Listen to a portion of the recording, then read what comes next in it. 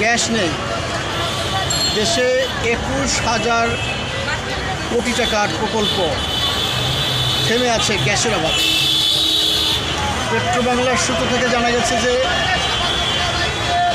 1800 আবেদন জমা পড়ে আছে এবং সেখানে 550টি ইন্ডাস্ট্রি সকল প্রস্তুতি শেষ।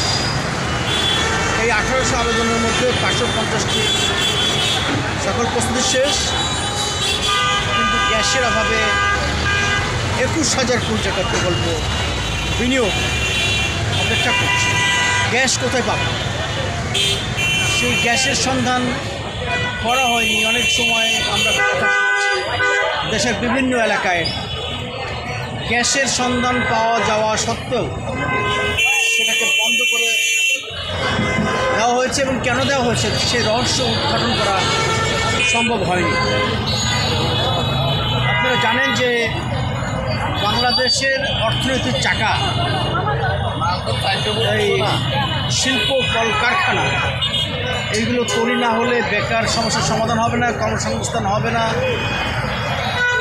গাড়ির চাকা ঘুরবে না, মিল কলকারখানা চলবে না, ইন্ডাস্ট্রি চলবে না, অর্থনীতি মুখ থুবড়ে পড়ে থাকবে।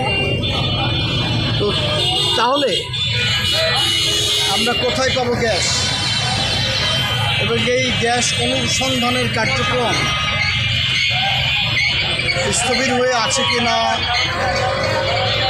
আদৌ গ্যাস আছে কিনা, গ্যাস থাকলে সেটা কবে নাগাদ পাওয়া যাবে, বিদেশি এক্সপার্টিসটা কী করছে, এবং আগে 17 বছর যে সরকার ছিল তাদের অবহেলা যদি ধরেই নিলাম, তারা অনুসন্ধান করেনি।